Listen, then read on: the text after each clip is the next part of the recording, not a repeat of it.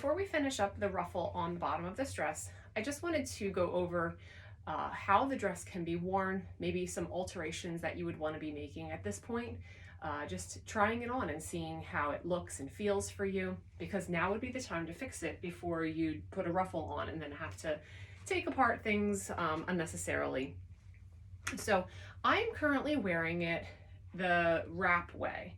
I originally was going to be wearing it as the square neckline on the front, but I kind of am liking the way that the wrap front looks.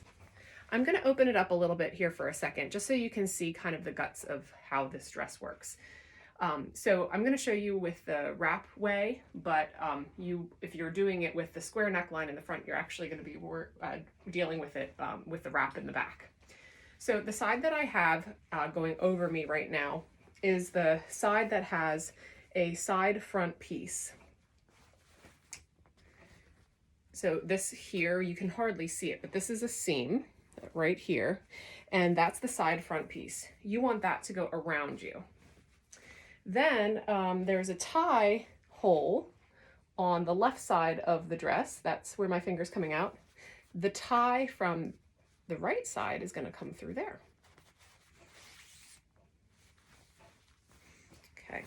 Now in the dress, it has it going underneath your bust, but I kind of like it going over top, and as I wear it and I shimmy it around, I'll probably be fixing that. So then the opposite side, or your left side, will be coming around. Probably better to be suited going under your bust at that point, and then twisting the tie around and bringing it to the front. One consideration that I thought about later on was maybe I should have made the ties a little bit longer. So if this is how much I have left, there's maybe like a 10 to 12 inches or so. So if you wanted to have it go around you a couple times, or if you just like kind of that look of a long tie, that's when this is something to consider, you know, if you made the dress again, or if you were watching this before making it. So then I feel like I have to do a little bit of playing, which I usually have to do anyway, whether I'm pregnant or not, just to get the gathers to all lay properly. One thing that I always try to do is get my side seam to be at my side seam. So I have pants on right now and my side seam is right here, but the side seam of the dress is back. So I'm going to bring that forward to make sure that it's hanging nicely in the back and the front. That's very, very important. When you're doing fitting, sometimes with dresses, you know, you can get that side seam to be shifting forward or backward depending on how your body shape is. And I think it's just really important to have that side seam to be where it's supposed to be so that you have the proportions properly. Okay. Now, I will say, because I'm pregnant, I'm carrying obviously a lot more in the front, but whether you are pregnant or not, some people do carry more in their trunk area. So, you know, this is just how I would go about fixing that for yourself. Okay. So that doesn't look too bad. I really like it. The sleeves, I would adjust a little bit here just to get the, I'm not a huge big poofy person, but getting it all kind of going on the grain of your arm. So I really like that. Let's take a look at the back. The tie really helps bring some shaping to the back here. Otherwise it would look quite baggy. And if you're going for that, that's fine. But I like something that's a little bit more form-fitting. When I'm not pregnant anymore, I definitely could see this part is going to come more flat into my body, and maybe I'll have to do some adjusting. I don't know. But there we have it. There's the wrap part. The wrap comes over nice and far versus some wraps I find like they come to here and you're worried when you're walking that your legs are going to come out. So I'm really happy with that. Now, the one thing that I did before this, because I just kind of wanted to test it, was I felt that it was even a little too poofy. So I took it in on the side seams, only the side seams, about a ½ an inch in from the seam allowance. So I was taking about 1 inch on each side just to make it a little less poofy. I started around here below the underarm seam, because I didn't want to change anything here. This feels really good and comfortable, and another reason why it's really important to get the bust to fit you well, because this armhole is actually kind of tight, and not tight fitting, but it's tight to you. It has a really deep curve. So you know, if I would have gone a size smaller, I think it would have been a little too tight here and would have pulled even more in that direction.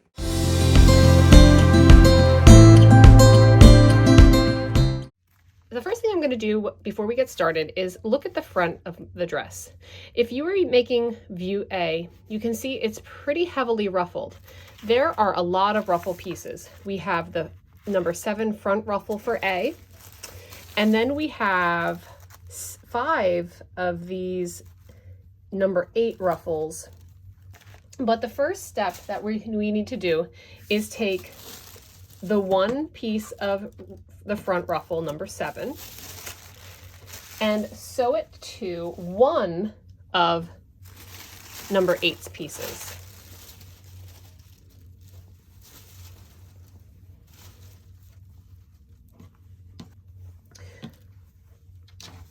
So underneath here is number 7. I'm putting number 8 on top of it.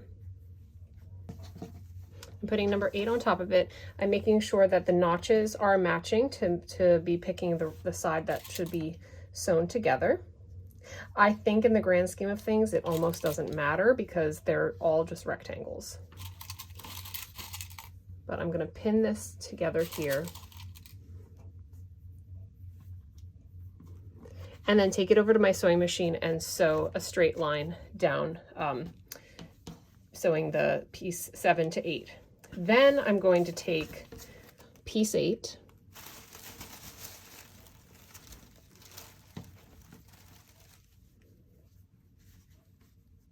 and just create a long string of ruffle.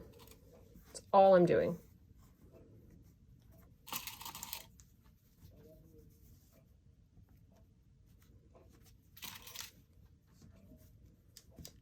So there's the next piece. Okay, so like I said, I'm going to go to the sewing machine and sew a straight line to connect all of pieces together. Now that I have all of the pieces connected together, I went ahead and serged in the single layer the serging along the raw edge, just to clean that up. Because the pattern wanted you to have the seam allowance pressed open. At least by the picture, it shows it open. So that's okay. That's what I'm going to do. It also might help create a little less bulk to do that so that you don't have some bulky seams.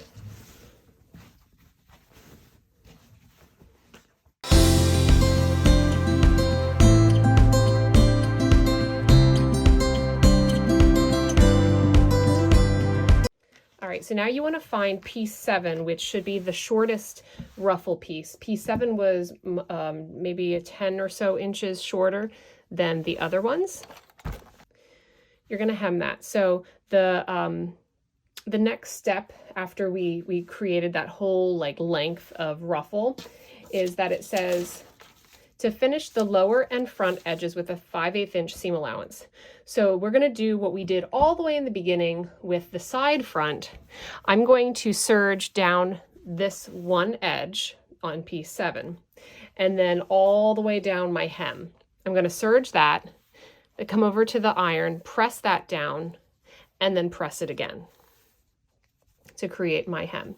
If you don't have a serger, that's okay. Then you can press your 5/8 inch seam allowance down and press that and stitch, or you can do a similar method that I've done with the serger, but you just don't serge it.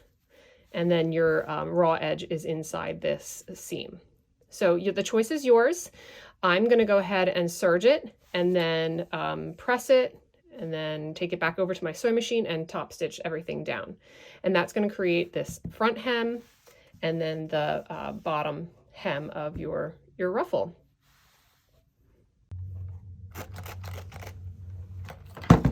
Here's the edge of 7. I'm going to take the iron and press down the width of the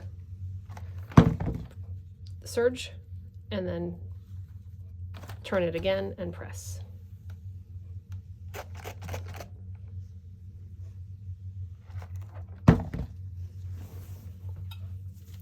Then I'm going to do the same going the whole way across. And this is going to create your hem. It's nice being able to put the hem in without having lots of bulk of the dress hanging.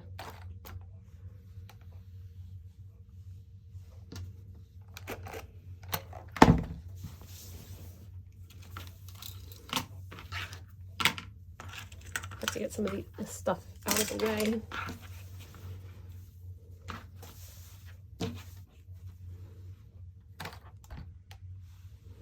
Doing this on a long ironing board would probably be helpful, but I like using this board here because it makes it a little easier for you to see what I'm doing.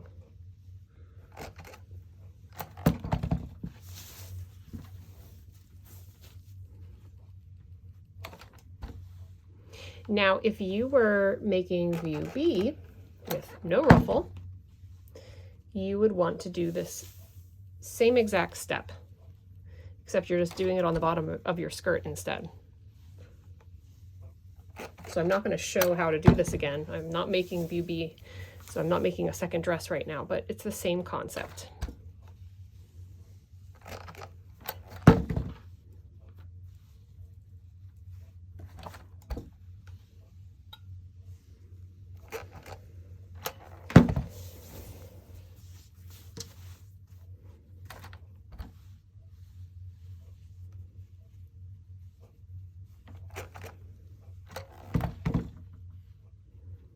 All right, I'm going to just continue doing this the whole way across. I'm going to stop the camera. You get the idea. But then I'm going to go over to the sewing machine and sew the hem down. Okay, first I'm going to stitch down that side hem. That was part of piece 7.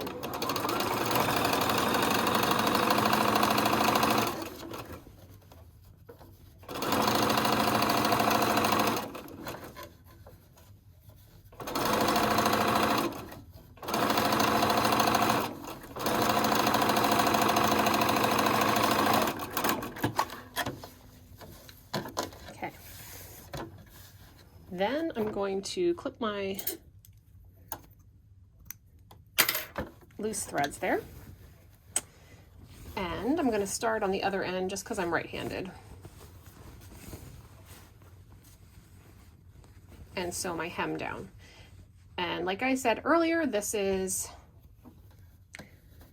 and since I'm doing view A with the ruffle, this is creating the hem on the ruffle.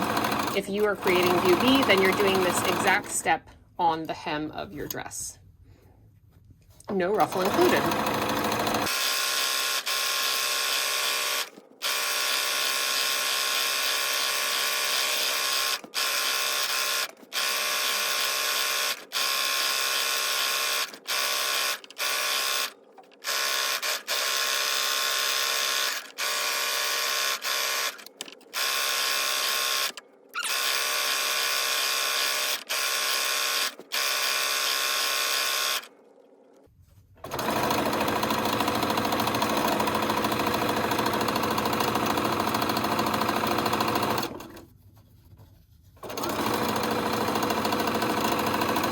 As I approach the corner here, I just want to make sure that it's not hanging out over the edge of the side hem.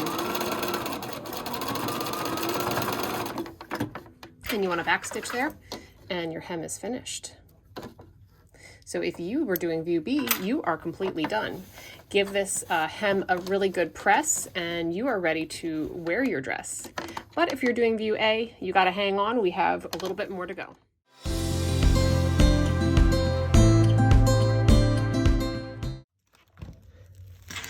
We have one of our last steps. Yay, I'm so excited. We're almost done with this fabulous dress. So I want you to look at either pattern piece 7 or 8, and we're going to measure what that fold line was, because I did not mark my fold line. So it's 1 1/4 inches, just like earlier. So I'm going to take my ruler and measure down 1 1/4 inches.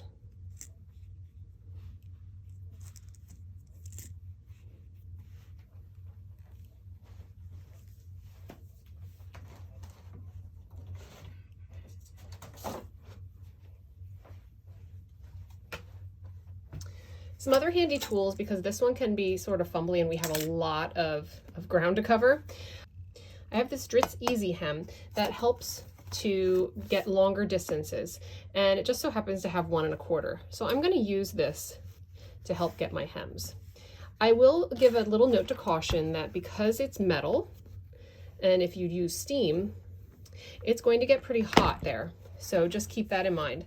Another thing that I found online somewhere was this felt ruler, and it's the same concept, that you can use it to put underneath your hem and press down. The only thing that is a little bit tricky about this is about 1/8 of an inch thick, whereas this is not really that thick. So you know, it doesn't make a lot of difference, but it's just something to keep in mind. But the heat factor on the felt isn't quite as bad as the metal.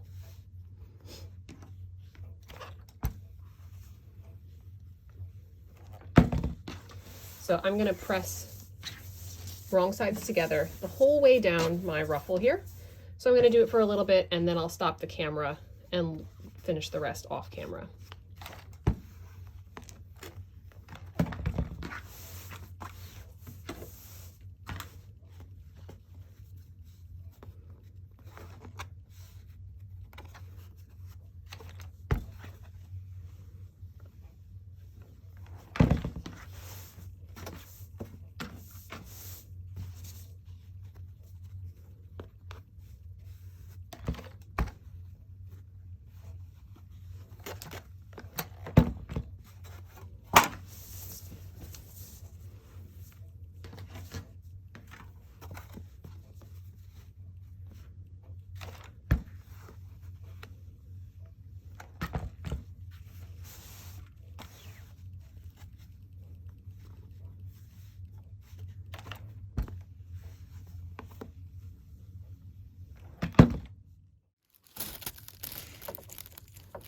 All right, we're going to do our machine basting stitches. Now the pattern itself has the guide of where we need to be stitching. So I am measuring, the first stitch should be 1/2 inch away from the folded edge. And then this is probably 5/8 of an inch. Yep. And then the next one, 5/8 of an inch away from the folded edge. So I'm going to start with the one that's 1/2 inch and then do the 5/8.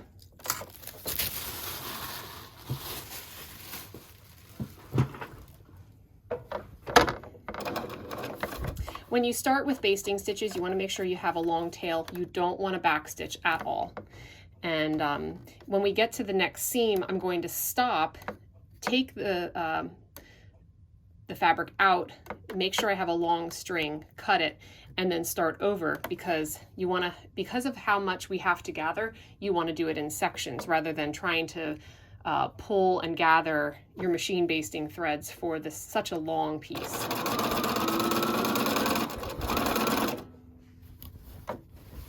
And take your time as you're going, feeding it through. You want to make sure that it's going to be nice and flat and not that one layer of it is shifting or something like that.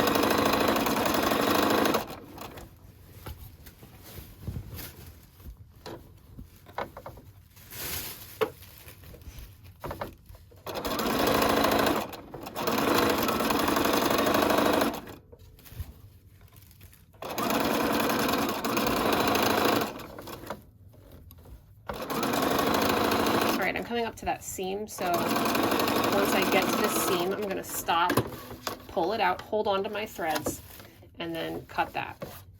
I'm going to leave those threads hanging there.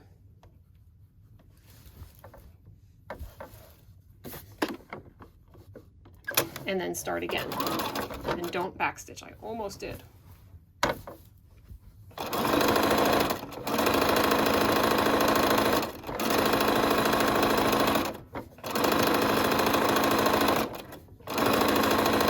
I'm going away a little bit from that 1/2 inch. inch.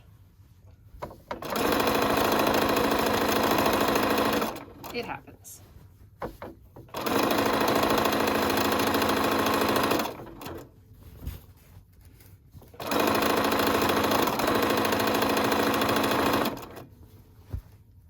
Coming up on that seam again, just a little bit here.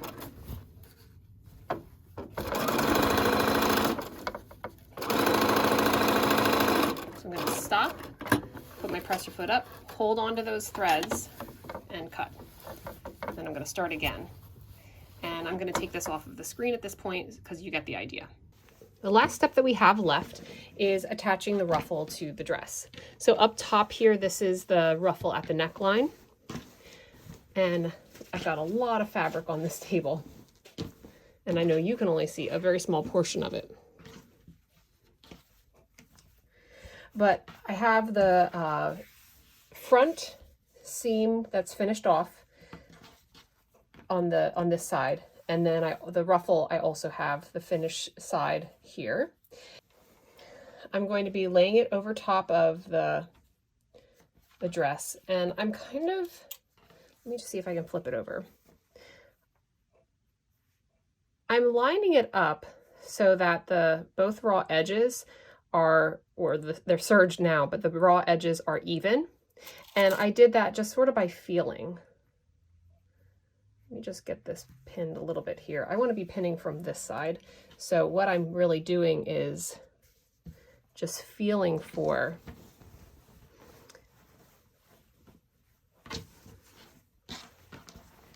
that edge on the bottom. So I could kind of hold it from the one side and guide it with my thumb over here and pin every so often. I'm going to take that pin that I had on the wrong side and bring that over to the right side. One thing I would recommend to do before you go ahead and do this whole ruffle and get it all attached is to match up the seams and the large dots that are on the dress to the ruffle seams and figure out that placement, because there's so much fabric between the dress and the ruffle that it can get really confusing. So just having those markers throughout the whole dress is really going to help you as you're ruffling and not getting confused and wondering, do I have enough ruffle in this section versus the next section, and so on. And honestly, if you feel that it's just not lining up properly, the dots and the seams and things, you make it the way that you think it should be so that the ruffles are even. And honestly, if you feel like it's a little too much ruffle, just go and stitch one of the seams in the ruffle and make it a little bit smaller. So this is a time for you to take time to play and figure out how to get the ruffle to look really nice. So there's not going to be a lot of more video of me doing the ruffle because I kind of need more space and time and pins, and I want you to be doing that same thing. But you're basically doing exactly what I did here in this first section for the whole dress. So I'll see you back here in a little while.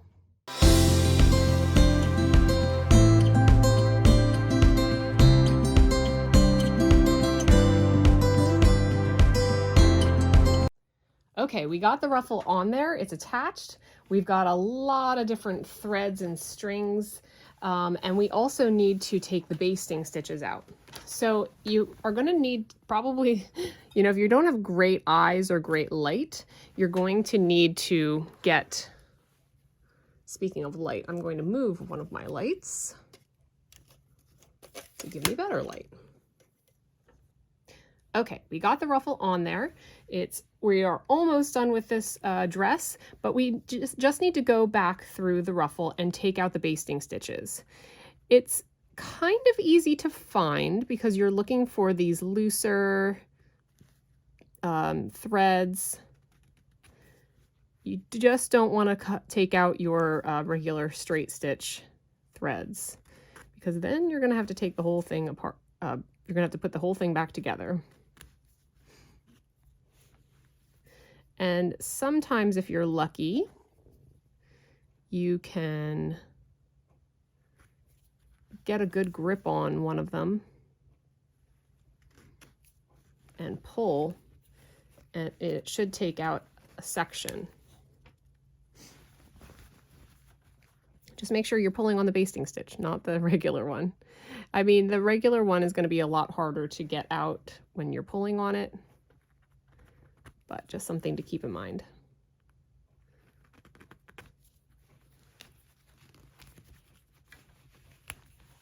Okay, so this is just a little section here, but all of the basting stitches are out of this area. You can see, hopefully, just like one stitching line that's there. Here's the other side. So you can see where the stitching line that I created kind of goes along the top edge of these serged stitches, and that would continue the whole way through. As you're taking the basting stitches out, you want to make sure that you didn't accidentally go too far. Like here, I got a little close to the top of, or to the middle of the serge stitch, but it's still okay. You just don't want it to be coming off and then you have a hole in your ruffle. So do that all the way around, and then we are finished with this dress.